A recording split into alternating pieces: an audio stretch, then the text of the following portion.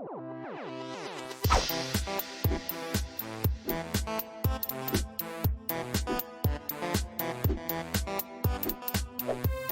everybody, welcome to another Quicksave Review with me, RC. A Quicksave Review is basically a Let's Play and a review crammed together for a game I'm currently playing. And I'm currently playing Wonderblade on the Switch. Now, Wonderblade is a side-scrolling beat-em-up game, very much like an older game called Castle Crashers. Castle Crashers originally came out on Xbox 360 many years ago. And this game looks to sort of like ape that style and kind of like make a spiritual successor of sorts. However, there are a few differences that kind of keep this game from really reaching the echelon of what Castle Crashers was. Castle Crashers was a ton of fun, and Wonderblade is too, but it's got some differences. Here, let me show you the game though. You play as this guy here. I currently have a cheesehead costume on him, I guess you could say. The cheesehead costume. He normally looks like this little elf guy. But I threw this one on because I unlocked this costume during the last level. But yeah, he can jump around, he can dash, which is fun to do. He can do this cool fire thing, which is pretty fun to do. And he can do sword stuff, like this. You can also do this. Woo! And you had to do that through leveling up. I got that at level 2 or 3, somewhere around there. But I also have other moves I can do, like that. Woo! That one I just unlocked. Spinny thing. Pretty cool. Alright, let's get into some fighting here. So this game is $15 on the Switch. I actually have played two versions of the game. I played the version on the Switch here, but also have played a little bit of the version on Steam. Both games play great, so no matter which version you get, I think you're almost going to get the same type of experience, really. I almost prefer it on the Switch, though, because this is a game made for controller. And the controller support on the Steam version, it's there, but... Oh, look at this. We could do a finisher on this guy. Whenever they get that little emblem above them, the little B emblem, you can hit B, roll at them, and do a cool finisher, which is pretty fun. Yeah, the controller support is there in the Steam version. However, it's strange because it doesn't give you button prompts for controller. It always gives you button prompts for keyboard, so you're confused as to what you need to do. You also can't use the gamepad in the menus, you can only use it in the game, so it's kind of half-baked the way it's put in there, but it is in there. But I prefer the Switch version just because the controller implementation is completely there. Oh man, looks like we got a huge boss here to take care of. Let's see what we can do. Took us out there a little bit. Now, I think this is probably a mini-boss, if I had to guess. We're actually at the end of level 2.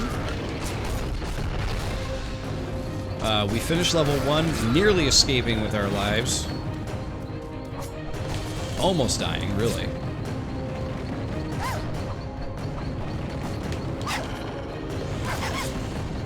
Oh man, I need that pear and that cake. Now's the time to hit it. Oh, I didn't get time to use my fire.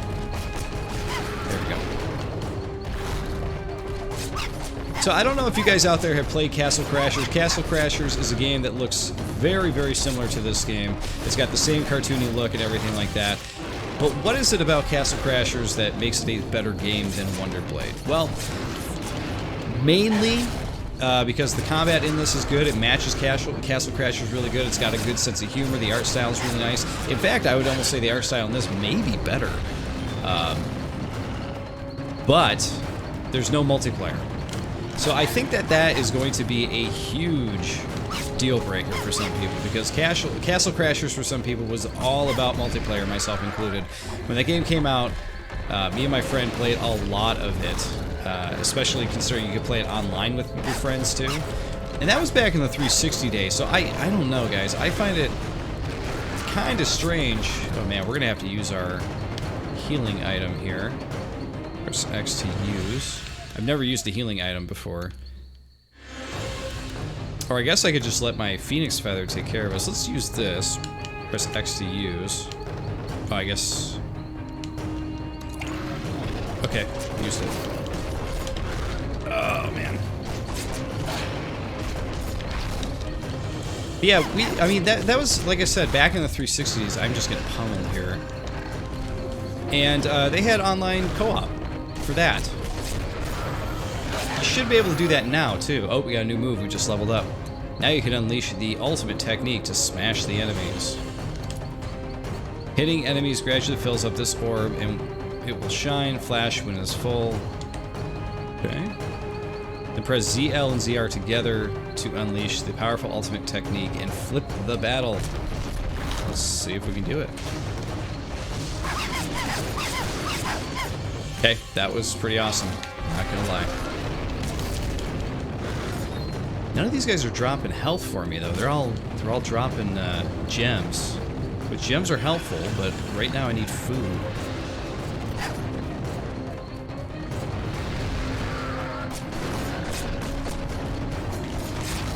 Also, it's one of those brawlers where they don't really give you a good way to defend yourself. You got this dodge, but you really got to be good at timing it. The enemies don't give great tells as to like when they're going to attack you. I find that the normal enemies in the game are laughably easy to destroy, where the bosses are actually much more difficult. It's the first time in the game I've had to use a health potion. It's only level 2, which is kind of crazy. We just got a heart? Interesting. New ability unlocked. Frozen Heart gives you the power to control ice and frost. Ice magical spell can freeze enemies and make your attack more effective. Press X button to unleash ice magical spell when you select Frozen Heart. So now we can do like a free spell instead of just the fire spell, which is kind of cool. You can even call a magical helper when you unleash the ice ultimate technique. R button allows you to quickly switch between different magical treasures. Sweet. And as you can see too, it really doesn't take long to get through most of these levels here. I believe it took me like 4 minutes, maybe, to get through the level 1.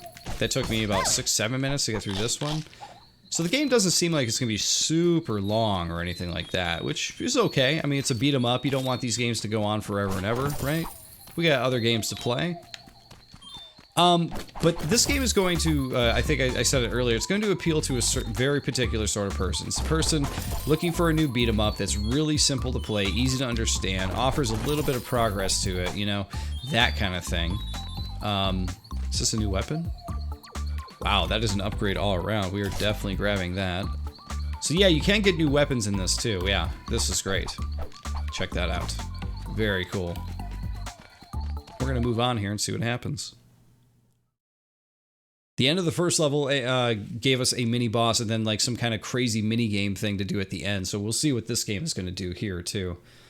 But yeah, do I like Wonderblade though? Yes, I do like it. I just wish I had multiplayer. That is basically, here's the cool mini game. You guys ever heard of Street Fighter before?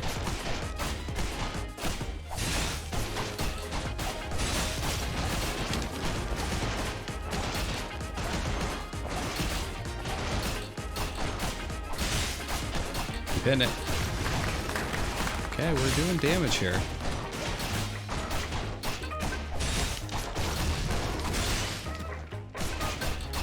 You do eventually run out of magical juice and you just puff out those little puffs of smoke there, which is kind of annoying because, oh wow, we got it this time.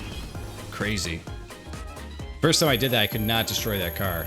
I don't think I even came close. That time we destroyed it. Yeah, it's interesting they don't show your health and magical power up in the corner so you know how much you got left. This guy right here is your normal main character, by the way. We'll switch back to him for the beginning at level 3 here so you can get a taste of what he looks like. We do have a traveling merchant who we should probably talk to first. Let's go back. So if we go back here, we go to character, and we can go to outfit. Let's put that guy on. Yeah, so it says here, if you wear the Cheese Maniac suit, food appearance increases, so you get more food. But if you use this guy, your fire magic damage increases, so you can do more fire damage, which is cool. But right now, we actually have points to put into our character here. So crit, magical damage. I feel like all this stuff is important to upgrade. I don't know we want to actually min-max anything, but let's hit OK. Yeah, we'll just call that good, I think. You can also unlock pets. I have not unlocked a pet because they are all very expensive. You can see they're all in the thousands. Let's see, 2,200 is the cheapest. And if you'll remember too, Castle Crashers also had pets, so big surprise, right? But yeah, what you got here though is a lot of expensive pets, which I cannot afford. I'll be able to afford the onion maybe someday. You can also unlock achievements here. In the middle of level 2, you actually got to ride a dinosaur, sort of like a nod to Yoshi, and they gave you an achievement for killing 20 enemies while riding him. Some of the other achievements that you get here too, 300 hit combos, 150 hit combos, get your first outfit, beat the chariot without using any items. Didn't even mean to do that. There we go, Monster Hunter, beat the big beast without using any items. I was not able to do that. But yeah, let's jump back into the game, shall we? It's kind of interesting you got to back out to the main menu to do all that stuff, though. I'm surprised they don't have a button, you know, up in the top right of the menu here to be like, hey, hit Y to, like, upgrade your character, you know what I mean? But let's talk to this guy. Let's get some potions, or one potion. I think you can only carry one at a time. But yeah, I really like this game for what it is. I like a fun, oh, they do have a raccoon. Oh, I could almost afford the raccoon. Femur, snack. Yeah, because that's what I mostly want. I really want to unlock a pet. That's what I want to get. We'll just get another healing potion for now, though. Call it a day. But yeah, I like this game. I like the art style. I like how simple it is. You know, I have absolutely no problem with just like playing a beat 'em up game that's simple and just has you unlocking, you know, further levels and moves and stuff like that. But the multiplayer is such a deal breaker, really. We're going to play just a bit of level 3 here. I think you guys kind of get the game here. But we're going to play a bit of level 3. Just so we can get a taste of a different tile set here. But for those of you out there, you may not care that much that this isn't multiplayer. You may be like, no, I don't care if I gotta play this on my own. That's fine with me. So this may be perfect for you. But for me, this is the type of game I want to play with people. You know, earlier this year they had Streets of Rage 4 come out, right? And that game was decent. And, but one of my main complaints with it was that even though you could play... What was it? You could play 4 people local co-op. You can only play 2 people online, which I was just like, I don't get it. I don't understand why that's the case. I mean, you've been able to play 4-player co-op in games since forever ago, and Castle Crashers is yet another one of those games where you can play 4 people online co-op, and there's no issue. By the way, you can completely abuse the combo system in this game, just so you know. Here you go, here's some of their humor here. Oh yeah, fly in the sky, OMG! So basically, any of these characters here, if you're hitting them, then you're getting the combo up, right? But you can get a character that's basically dead, and you can just keep juggling them in the corner to keep your combo going. Like this guy right here, he's dead, I can just keep going. So if you're actually on the last enemy, and you just want to, you know, for the hell of it, like keep getting your combo up, you can do that. You lose your combo if you take too long to hit somebody, or if an enemy hits you. But you could totally abuse this combo system. It is pretty ridiculous. That's how I got myself up to 300. Was by taking an enemy in the corner and just like hitting him over and over and over and over again when he was already dead. So pretty silly that you could do that. I don't really have a huge problem with it or anything, but it really made me laugh that you could do that and just really abuse the system that way.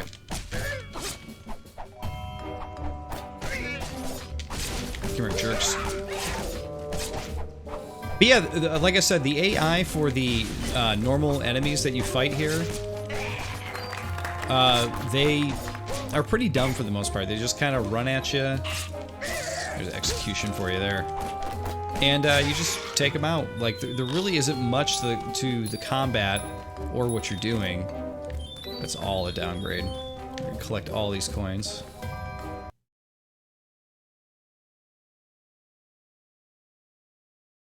But for some people, that might be enough. That might be all you need. And I don't really want to make it sound like I'm kind of, you know, putting this game down or anything, because I'm really not. I'm just saying, like, if you think this is interesting, this is something you want to play, just remember it's going to be a little bit one-dimensional. I wonder if I can actually tiptoe around these guys. Nope, that guy peeked out. It's really funny. Can I kill him without waking up the other dudes?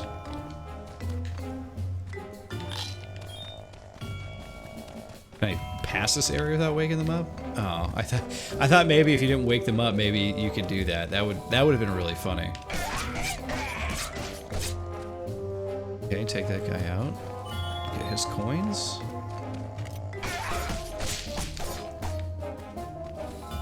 This part's pretty funny. This is some of that silly humor. But then more guys come out of nowhere too. There was actually the first part of level 2 when I was playing it, where I just kind of like rolled my eyes a little bit because they kept sending the same enemies at me over and over and over within the first part, and I was just kind of like, come on, you know, like, what is up with that? Oh, by the way, that's one of the other moves I haven't been able to show off yet. It's this tornado move here. Look at that. Oh, Dream Killer killed someone while they were asleep. That's a good achievement.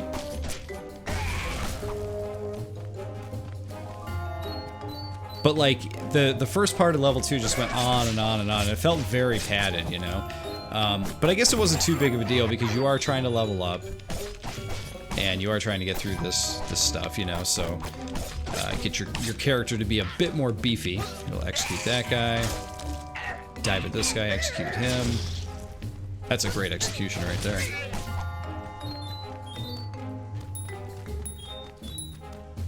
You know, the character animation in this game also reminds me of Scribblenauts. I don't know if you guys have played that game, but it's a game where you input words and stuff like that, and things appear on screen based on what you put in. The way the character animates, I don't know, it really reminds me of the animation in that game. Oh my god, that guy's totally peeing. But we're going to leave it at that, guys. I think that's a good look at this game. I don't think there's really much more to it than that. You level up, you beat them up, and you just try to get as far as you can with the potions and the phoenix feathers that you got. I think it's a cool game. It's $15 on Switch. If you want to get on Steam, it's actually a bit cheaper. I think it's only $7. So it's a much cheaper game there if you want to check it out there. But if you want the thrill of the Switch version, you know, for portable sake and being able to play it on a TV screen, it is a bit more expensive. Also, note, I did play a couple levels of this, or a bit of, yeah, I would say like half of what I played so far portably, and it runs great. So portably on Switch, this game looks good, runs good, so I can recommend it that way. But there you go, guys. That's Wonderblade, and thanks for watching. I'll see you all next time.